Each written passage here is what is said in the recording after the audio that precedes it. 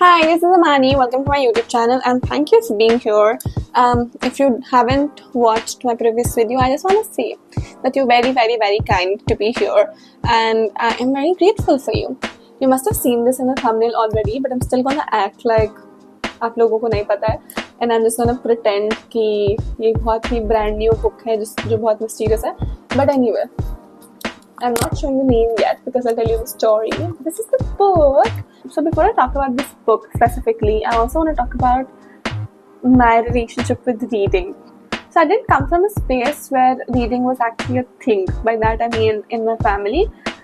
My mom used to read a little bit. My dad didn't read as much. My sister then again used to read a little bit and has not been an avid reader. So I've not been surrounded in a space जहाँ पे सब लोग बस बहुत किताबें पढ़ रहे हैं.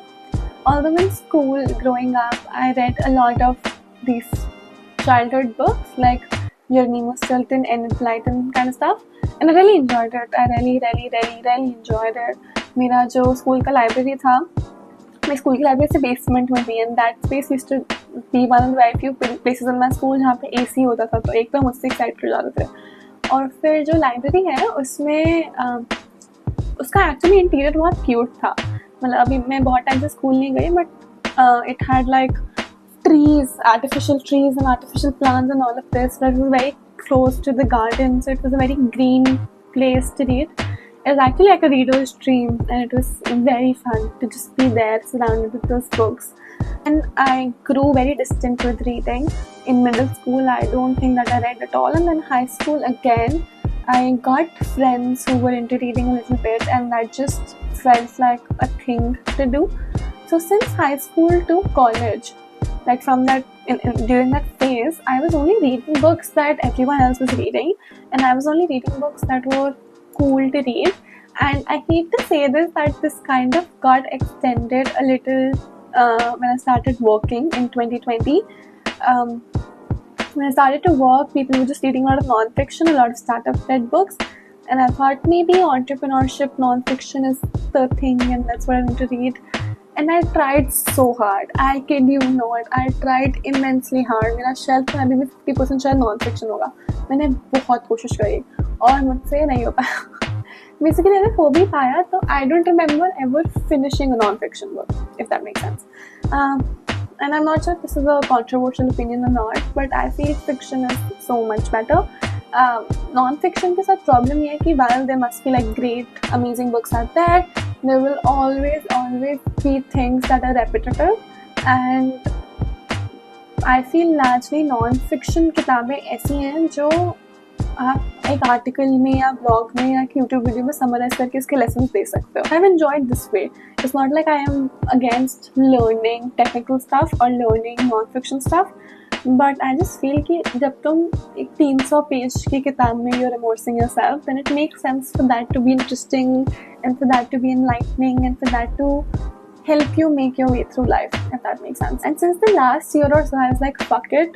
Amani, you've just been, buying a lot of books and you're not reading it, because I also I'm a book holder and I have a love-hate relationship with reading. So I would buy 20 and I'll read 5. So I wanted to kind of change that habit, and this has been my New Year resolution every year, that I need to at least read 20 books, at least 25 books and stuff like that. I think 2-3 years ago I also achieved the number that I had set, which was just 15 books, and I was able to reach that. But uske baad se it has gone downhill, and this year also, I think the first half of the year I was reading on and off, but not very actively. So I said, okay, let it be.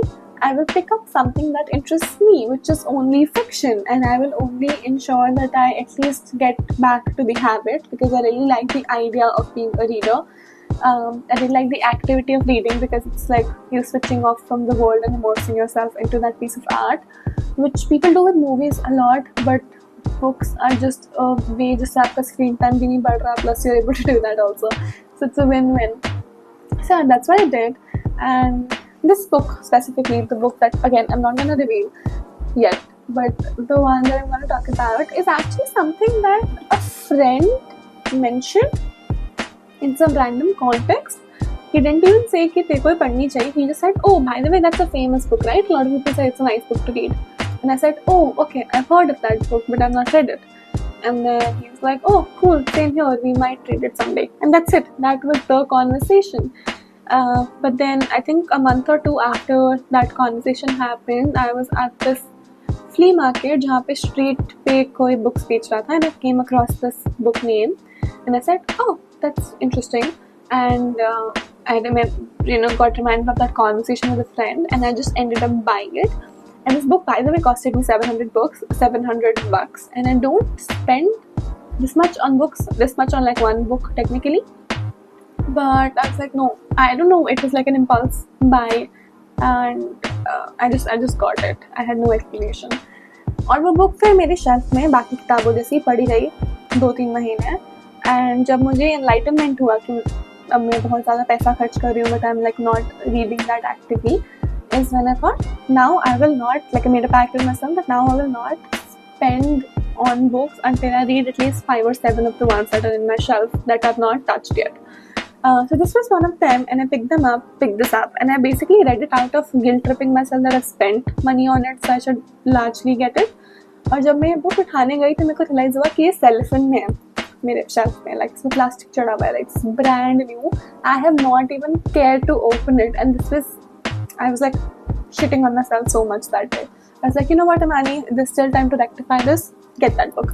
So I got this book, and the name of the book is drumroll, Seven Husbands of Evelyn Hugo. This book is by Taylor Jenkins Reid. I am not sure if I'm pronouncing her name right, by the way, but might as well. If anyone knows how to pronounce her name right, please drop in the comments. And this book, I think why I bought this is also because the title is just so funny. Imagine having 7 husbands. Not that I want 7 husbands, one would be enough. But imagine just like someone who's had 7 husbands. So that in itself is like a really fun plot to start this off. So I'll tell a little bit about this book without giving a lot of spoilers. It's about this actress, this Hollywood actress called Evelyn Hugo. She is old when this book is basically being talked about, and वो अपनी पूरी life पे reflect कर रही है. She's talking about her past life and basically what has happened, etc. And she's not the narrator of this book, and that's an interesting arc because the narrator of this book is this journalist called Monique Grant, right? Yeah, Monique Grant. So Evelyn hired Monique, and Evelyn इसको as a journalist hired किया. Like Monique was already a journalist, but she hired Monique, and she's like, you know what? I want you to write my life story, and I want you to make like a biography book on it. And Monique was, of course, very interested because Evelyn was this mysterious, famous figure who had 7 husbands, and she was always the talk of the town because of, you know, her infamous weddings and her infamous marriages. And Monique gladly accepted the offer, but Monique was actually very, very confused because Monique was not a big journalist. Like Evelyn could have afforded the biggest journalist in town, but she chose Monique. And why she chose Monique is actually a spoiler that I'm not going to give you, something that you only figure out towards the end of the book. But it's actually a very, very interesting arc as to why Monique is the person she is giving her whole life story to, bits and pieces. She's not holding herself back. She's showing the repercussions of fame. She's showing how she actually got caught up in it so much that she's not able to live her life freely, even if that's something that she chased for the longest time. It shows the downsides of fame to a large degree. It also talks about, I think, a lot of things. It talks about largely her relationships with these 7 husbands. So in this book में बहुत सारे sections हैं. Let's say 1 to 5 chapters of the book are just under one section, जो उसके पहले husband और उसके साथ जो life story और relationship था उसके बारे में, and then 5 to 10, and then so on and so forth.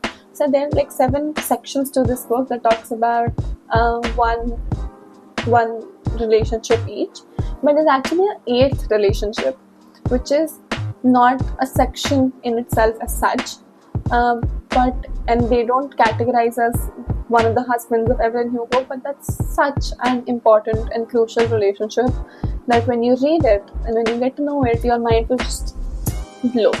So what I'm trying to say is that this book talks a lot about uncomfortable things. It is one of the books that portray the protagonist in a negative light, but you still end up empathizing with them towards the end. The life story is largely just sad, but it's also dramatic, so that keeps you hooked. And this is why you should probably read Seven Husbands of Evelyn Hugo if anything that I said so far interested you even a tiny way. So that's the recommendation of this week, Seven Husbands of Evelyn Hugo by Jenkins Reid. Again, please tell me how to pronounce your name and I will pronounce it right. And I also want to talk about the consumption of art and the shame around it. I feel a lot of times when you are yet to consume a piece of art, there will be someone who's really into it and they'll come to you and say that, oh my god, how come you have not read that book or not seen that movie? And that's all fun and games, right? You must have, if you've not seen Game of Thrones and someone is really into Game of Thrones, they'll come to you and they'll talk to you about it like it's the end of the world if you've not seen it. But what I'm largely trying to say is that people get really passionate about art, which is a good thing. Art is supposed to make you feel that way. But shaming someone else because they're not into it as much is also not something that's as beneficial and as healthy. I have always liked when I am inspired to read something and inspired to watch something instead of being shamed into it. Oh my god, how have you not read Nietzsche yet? It's okay. It's okay. Reading is so personal. So is watching something. So is immersing yourself into something. It's very, very personal. It's very subjective. And actually what I'm trying to say is that if you want someone to watch something or read something, then other ways to say it. You can always go to them and be like, I know you as a person and I feel like you would really enjoy this. For example, this friend recommended this series to me and she was like, you know, given the money you're in your rom-com phase, that's a perfect show for you. That's such a good way to give a recommendation instead of coming to me and saying like, oh my god, how come you have not watched this? How are you someone who talks so much about pop culture and you don't even know about this? It's just not healthy. Lastly, what I'm going to say is that reading in itself should be celebrated. आप कुछ भी पढ़ रहे हो, but the fact that you're reading should be celebrated because you're choosing to do that. You're choosing to step away from your phone and scrolling through reels or scrolling through YouTube shorts and then doing it. It's a huge win that you have control over your attention span, and that enough is good enough to be celebrated. If you're really into cinema and you're really passionate about it, that's good enough to be celebrated. If you're really into music, that's good enough to be celebrated. The kind of music, the kind of cinema, the kind of books that you pick up, all of this is very subjective. So whatever you are into, just own it. Just own it fully. I'm into my dramatic, emo, maybe some romantic comedies, stuff phase. When I was in a phase where I was in a phase in school where I was watching a lot of Game of Thrones, Breaking Bad, and I was a lot into the gore phase of my life. I don't know where it was coming from, but I was owning that and I'm now owning this. And I think like you have phases as a person, your interests will also evolve. So that's something you should not ever feel guilty about. It should not be a guilty pleasure. It should just be a pleasure. Awesome. Thank you for being here. Thank you for listening to my Chopper. This was really fun. I will come back next week and recommend something to you. I already actually have something to recommend to you, but I will not reveal it right now because I want you to subscribe and I want you to turn on the notifications so you know that when I'm uploading a video, it will only take a couple of seconds, but it will mean the world to me. So please do that. I am linking a bunch of things in the description around my communities and stuff if you're interested to join. So please just give that a look. Thank you for being here. I love you so much. You're very kind. Bye bye.